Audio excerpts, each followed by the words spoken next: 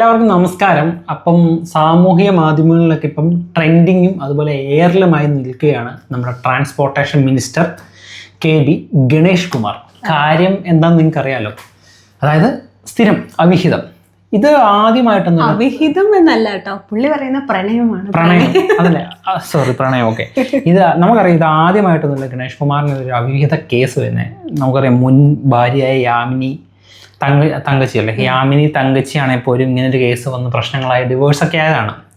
അതിനുശേഷമാണ് ഇപ്പോൾ നമ്മുടെ പുതിയ ഭാര്യയായ നമ്മുടെ ബിന്ദു അല്ലേ, നമ്മുടെ ബിന്ദു പുതിയൊരു ആരോപണവുമായി വന്നിരിക്കുന്നത്. ആരോപണമല്ല, ഏകദേശം കാണുന്ന പ്രേക്ഷകർക്ക് മനസ്സിലാകുന്ന രീതി തന്നെയാണ്. അപ്പം ഇങ്ങനൊരു സംഭവമൊക്കെ ഇവിടെ നടന്നു. നിങ്ങളെല്ലാവരും ഇപ്പോൾ കണ്ടുകൊണ്ടിരിക്കും. ഇപ്പോൾ എല്ലാ ന്യൂസ് ചാനലും തുറന്നു കഴിഞ്ഞാൽ തന്നെ ഈ കാര്യങ്ങളെക്കുറിച്ചാണ് എല്ലാവരും പറയാനുള്ളത്. അപ്പം ഇതിനകത്ത് ഏറ്റവും വലിയ കോമഡി എന്താണെന്ന് വെച്ചാൽ, ഇങ്ങനെ ഒരു ആരോപണം വന്നപ്പോൾ നമ്മുടെ മന്ത്രി ഇതിനെതിരെ പ്രതികരിച്ച രീതിയാണ്. അതായത് പ്രണയം, ഇത് ഇതിനൊരു പ്രണയമായിട്ടാണ് കാണുന്നത്. അല്ലെങ്കിൽ എല്ലാ മനുഷ്യർക്കും പ്രണയമുണ്ട്, പ്രണയം ഇല്ലാത്തവരും മണ്ടന്മാരാണ്, പൊട്ടന്മാരാണ്, അങ്ങനെയൊക്കെയാണ് പറയുന്നത്.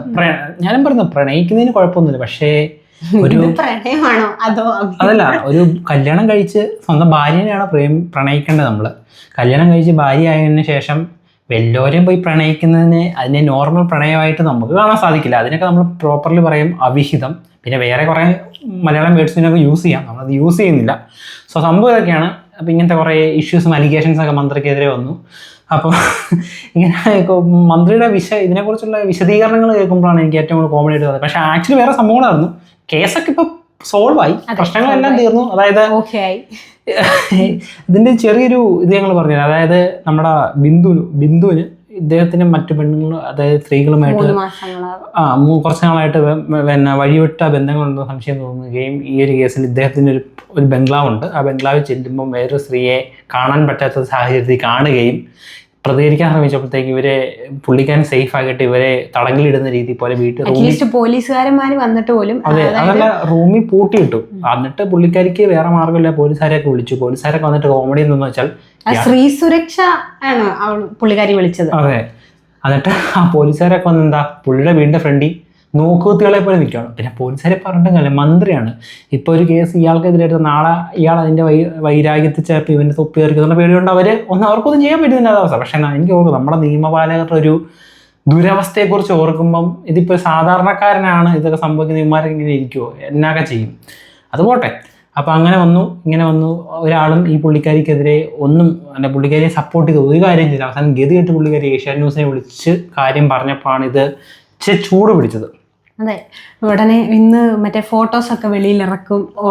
പുള്ളിക്കാരുടെ കയ്യിൽ എല്ലാ എവിഡൻസും ഉണ്ട്. അപ്പൊ അതൊക്കെ പേടിച്ചിട്ടാണ് നമ്മുടെ ഗണേഷ് കുമാർ ഇതിനോട് മീഡിയാസ് ഇദ്ദേഹത്തിനോട് ഇതിനെക്കുറിച്ചുള്ള വിശദീകരണം ചോദിച്ചാൽ പുള്ളി പറഞ്ഞതാണ് വൈഫിന് വട്ടാണ്, എൻ്റെ ഭാര്യയ്ക്ക് വട്ടാണ്. അങ്ങനെയുള്ള പുള്ളി ഇതെല്ലാം കഴിഞ്ഞ് അവസാനം പോയി പുള്ളിക്കാരിയുടെ അനിയത്തിനെയും വിളിച്ച് സോറി പറയുന്നു, ചേച്ചിനെയും വിളിച്ച് സോറി പറയുന്നു, പുള്ളിക്കാരിയോട് സോറി പറയുന്നു. ഇതെല്ലാം പോട്ടെ, ഇതെല്ലാം കഴിഞ്ഞ് പുള്ളിക്കാരി ഏഷ്യാനെറ്റ് അല്ലെങ്കിൽ നമ്മുടെ ന്യൂസ് ചാനലിനോട് പറയുകയാണ്, എനിക്കിപ്പോൾ പ്രശ്നമൊന്നുമില്ല, എല്ലാം ഓക്കെയാണ്, ഞാൻ 13 വർഷമായിട്ട് ജീവിച്ചോണ്ടിരിക്കുകയാണ്, ഞങ്ങൾക്ക് ഈ ഒരു പ്രശ്നം വന്നുകൊണ്ട് ഞങ്ങൾക്ക് അത് എൻ്റെ ഭർത്താവ് എന്ത് തോന്നിയ കാണിച്ചാൽ എനിക്ക് പ്രശ്നം, എന്നോട് സോറി മാത്രം പറഞ്ഞാൽ മതി, എനിക്ക് സോറിയാണ് വേണ്ടത്, അത് മാറി. അപ്പം ചാനലുകാർ അവരോട് ചോദിക്കുന്നുണ്ട്, അപ്പോൾ ജനങ്ങളോടും പുള്ളി സോറി പറയണ്ടേ? ജനങ്ങളോട് എന്തിനാ സോറി പറയണ്ടേ? കാരണം എന്നോടല്ലേ തെറ്റിയതേ. അപ്പം പുള്ളിക്കാരി പറയുന്നത്, പുള്ളിക്കാരുടെ ഇതെന്ന് പറഞ്ഞാൽ ഒരാളെ കൂടെ ഉള്ള ഒരാളെ കൊന്നു കളഞ്ഞാൽ പോലും അവസാനം സോറി പറഞ്ഞാൽ തീരുകയുള്ളൂ. ഒരു ഔദ്യോഗിക ഒരു സീറ്റിലിരിക്കുന്ന ഒരു വ്യക്തിയാണ് ഗണേഷ് കുമാർ. അപ്പോൾ ഇതേപോലത്തെ ഒരു കാര്യം വരുമ്പം അത് പ്രതികരിക്കേണ്ട രീതി, പുള്ളിക്കാരൻ പ്രതികരിച്ച രീതി തന്നെ എൻ്റെ ഭാര്യയ്ക്ക് വട്ടാന്ന് പറഞ്ഞ് എനിക്ക് ഇതൊക്കെ ഒരു പ്രണയമായിട്ടാണ് ഞാൻ കാണുന്നുള്ളൂ, എൻ്റെ ഭാര്യയ്ക്ക് വട്ടാന്ന് പറഞ്ഞാൽ തള്ളിക്കളയുക. ഇതിൽ പിന്നെ പേഴ്സണൽ ലൈഫ് പേഴ്സണൽ ആണ്, അതായത് മന്ത്രിയുടെ ലൈഫ് മന്ത്രിയുടെയാണ് എന്നൊക്കെ പറഞ്ഞ് പുള്ളിക്കാരൻ. നമ്മളിപ്പോൾ ഒരാളുമായിട്ട് ഇപ്പോൾ നമ്മുടെ വീട്ടിലൊരു സംഭവം നടന്നു, നമ്മുടെ ഭാര്യ അല്ലെങ്കിൽ നമ്മുടെ സഹോദരി ആരെയും നമുക്ക് പേഴ്സണലായിട്ട് അറിയുന്ന ആരെയും നമ്മൾ ഉപദ്രവിച്ചു അല്ലെങ്കിൽ ഗാർഹികപണം എന്തെങ്കിലും വഴിവിട്ട ബന്ധത്തിന് പോയി, അപ്പോൾ അവർ കേസ് കൊടുക്കുമ്പോൾ നമ്മൾ പറയാം ഇതൊക്കെ നിങ്ങളുടെ പേഴ്സണൽ കാര്യമാണ്, നിങ്ങൾ കേസ് എടുക്കേണ്ട കാര്യമില്ലെന്ന് പറഞ്ഞാൽ നമ്മുടെ പോലീസുകാരന്മാർ ഓക്കെ ശരി ബ്രോ, നിങ്ങൾ കേസൊന്നും എടുക്കുന്നില്ല, നമുക്ക് പോയാൽ എന്ന് പറയുമോ? ഇല്ലല്ലോ.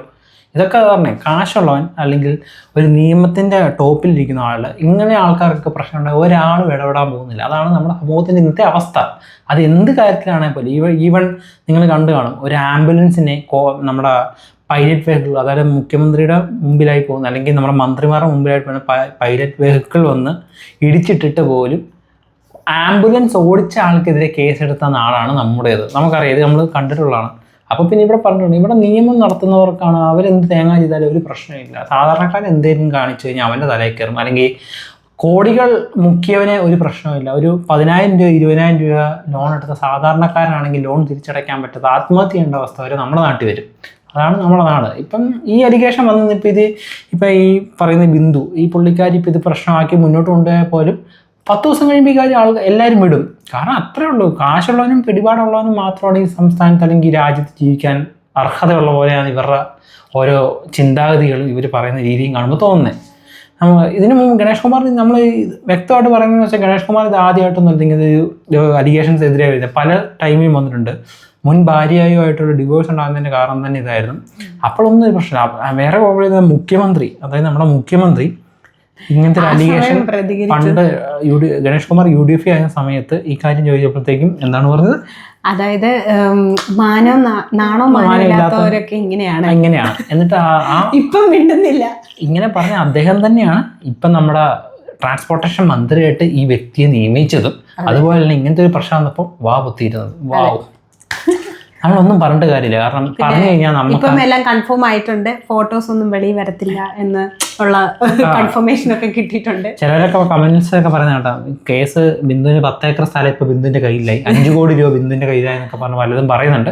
പിന്നെ അതിനെക്കുറിച്ച് നമുക്ക് കൂടുതലൊന്നും നടത്തില്ല, നമുക്ക് തെളിവ് കാര്യങ്ങളൊക്കെ കിട്ടില്ല. പിന്നെ അവർ പറഞ്ഞില്ല അവരുടെ ഫാമിലി ഇഷ്യൂസ് അല്ലേ, നമ്മൾ ഇടപെടണ്ട. പിന്നെ ഇത്രയും പിന്നെ ചുമ്മാ ഒന്ന് പബ്ലിക്കിലേക്ക് കൊണ്ടുവന്ന് നമ്മളൊന്ന് അറിഞ്ഞു. എന്നാ പിന്നെ പുള്ളിക്കാരിക്ക് അപ്പോഴേ പറഞ്ഞാൽ പറയാം, ഞാൻ ഇതൊന്നും ചെയ്തില്ല, നിങ്ങൾ എന്നോട് ക്ഷമ പറഞ്ഞാൽ എനിക്ക് തീരാവുന്ന പ്രശ്നമുള്ളൂ, വേറെ ഒന്നുമില്ല, എന്തിനെ പിടിച്ചിട്ടെന്ന് അപ്പം തന്നെ പുള്ളിക്കാരിക്ക് പറഞ്ഞാൽ പോരാ. ക്ഷമ കേൾക്കാൻ വേണ്ടിയാണ് പുള്ളിക്കാരി ഇത്രയും ഇതൊക്കെ ഒതുക്കി തീർത്തത്. ചോറുണ്ടെന്നറിയാം ഇതൊക്കെ എന്താ സംഭവിച്ചത്. പിന്നെ നമ്മളിങ്ങനെ നമ്മുടെ നാട്ടിലിങ്ങനെ സംഭവം നടന്നു നമ്മൾ അതിനെക്കുറിച്ച് പറയുന്നത് അത്രേ ഉള്ളൂ. നമ്മളൊന്ന് കണ്ടു പോയി, അത്രേ ഉള്ളൂ. ഇഷ്ടം പോലെ. പിന്നെ പുള്ളി, ഞാൻ പറഞ്ഞു ഇങ്ങനത്തെ ഒരു കേസ് തന്നെ പുള്ളിനെ എൻ്റെ നമ്മൾ ഇതാക്കി പറയുന്നില്ല. കാരണം പുള്ളി മന്ത്രിയായിട്ട് പുള്ളി കുറേ നല്ല കാര്യം ചെയ്തിട്ടുണ്ട്, ഇല്ലെന്ന് പറയുന്നില്ല. മറ്റേ ട്രാൻസ്പോർട്ടേഷൻ ഒരു വിഭാഗത്തിൽ പുള്ളി കുറേ നല്ല കാര്യം ചെയ്തിട്ടുണ്ട്, ഇല്ലെന്ന് പറഞ്ഞു. പക്ഷേ ഒരു റെപ്യൂട്ടഡ് സ്ഥാനത്തിരിക്കുമ്പം ഒരു മന്ത്രി എന്ന നിലയിൽ പുള്ളി പാലിക്കേണ്ട കുറേ കാര്യങ്ങളുണ്ട്. അതാണ് പുള്ളി പാലിക്കുന്നത് എനിക്ക് തോന്നുന്നില്ല. ഇങ്ങനത്തെ കേസ് എന്നൊക്കെ പറഞ്ഞാൽ ഭയങ്കര നാണക്കേടാണ്. അതുകൊണ്ട് നമുക്കിത് കണ്ടപ്പോൾ ഇതിനെ ഇങ്ങനെ തീർന്നില്ല. അപ്പോൾ ഇതൊക്കെ ഒതുക്കി തീർക്കും. കാശുണ്ട്, പദവിയുണ്ട്, പിന്നെ ഒതുക്കി തീർക്കാൻ വേണ്ടി പാടൊന്നുമില്ല. ഏതായാലും ഇങ്ങനെ കുറേ സംഭവമൊക്കെ നമ്മുടെ അടുത്ത് നടന്നു. അപ്പം രാവിലെ ഒരു ന്യൂസ് കണ്ട് വൈകിട്ടത്തെ ന്യൂസ് കേട്ടപ്പോൾ സത്യം പറഞ്ഞാൽ ശരിയാണ് തോന്നിയത്. കാരണം പുള്ളിക്കാരി നമ്മുടെ ബിന്ദു പറഞ്ഞതാണ് എനിക്ക് ഏറ്റവും കൂടുതൽ ഓർമ്മ വരുന്നത്. അതായത് എനിക്കൊരു ക്ഷമയുടെ ഒരു സോറി കേട്ടാൽ മതി, എനിക്ക് അത്രയേ ഉള്ളൂ, എനിക്കല്ല വേറൊരു കുഴപ്പമില്ല. അതായത് നാട്ടുകാരോട് പോലും പുള്ളി സോറി ഒന്നും പറയേണ്ട ആവശ്യം. എന്നോട് പറഞ്ഞാൽ മതി. ഞങ്ങളുടെ ഫാമിലി പ്രശ്നം ഇന്നലെ സാമൂഹിക പ്രശ്നമായിരുന്നു, ഇന്ന് ഫാമിലി പ്രശ്നമായി അതങ്ങ് ഒതുങ്ങി. സോ കൂടുതലായിട്ട് നമ്മൾ ഇതിനെക്കുറിച്ചൊന്നും പറയുന്നില്ല. സോ ഏതായാലും ഇങ്ങനെയൊക്കെ കുറെ സംഭവങ്ങൾ നടക്കും, ഇനിയും നടന്നുകൊണ്ടിരിക്കും.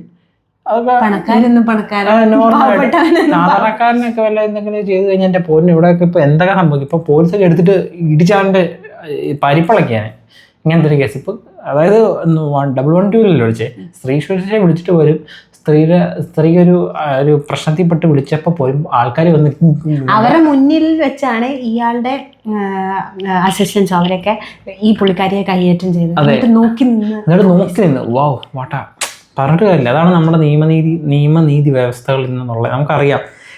ഈവൻ സിനിമയ്ക്കകത്തൊക്കെ പറഞ്ഞു ഒരാളെ വന്ന് റേപ്പ് ചെയ്യുന്ന എന്നെ ഇയാൾ റേപ്പ് ചെയ്യുമെന്ന് പറഞ്ഞാൽ പോലും പിന്നെ അതിന് തെളിവുണ്ടോ എന്ന് ചോദിക്കുന്ന സിസ്റ്റമാണ് നമ്മുടേത്. പിന്നെ അത് ഞാൻ കൂടുതൽ ഗ്ലോറിഫൈ ചെയ്ത് പറയുന്നില്ല. കാരണം ഇപ്പം ഇങ്ങനത്തെ സ്ത്രീകൾക്ക് ഇതുള്ളത് ചിലർ ദുരുപയോഗിക്കുന്നുമുണ്ട്, അങ്ങനത്തെ ഒരു കാര്യമുണ്ട്. അപ്പോൾ അതും ഉള്ളതാണ്. എന്നാൽ പോലും ഇങ്ങനത്തെ ഒരു കേസ്, ഇത് നമുക്ക് ഒരാളെക്കുറിച്ച് ഇത്രയും ഇത് വന്നപ്പോൾ കേസ് എല്ലാം പെട്ടെന്ന് ഒതുക്കി തീർക്കുന്നത്. സാധാരണ ഇതൊക്കെ വന്നു കഴിഞ്ഞാൽ എന്തോരോ കാര്യങ്ങൾ അന്വേഷിച്ച് പിടിച്ച് എന്തൊക്കെ ചെയ്തു എന്നൊക്കെ എന്തോരം ഇത് വരും. ഇവിടെ അതൊന്നുമില്ല. അപ്പൊ എന്തായാലും ഞങ്ങൾ കൂടുതൽ ഇതിനെക്കുറിച്ച് സംസാരിക്കുന്നില്ല. അപ്പൊ ഇങ്ങനെയൊക്കെ കുറെ കാര്യങ്ങളാണ് നിങ്ങൾക്ക് അറിയാം. അപ്പൊ ഞങ്ങളുടെ അഭിപ്രായം എന്താണെന്ന് ഒന്ന് കമന്റ് ചെയ്യാം. ഞങ്ങളുടെ അഭിപ്രായം ഇതൊക്കെയാണ്. അഭിപ്രായം പറയാതെ എല്ലാവരുടെ അഭിപ്രായം എനിക്ക് തോന്നുന്നു ഇതൊക്കെ തന്നെയായിരിക്കും. സോ അപ്പൊ ഏതായാലും മറ്റൊരു കാര്യമായിട്ട്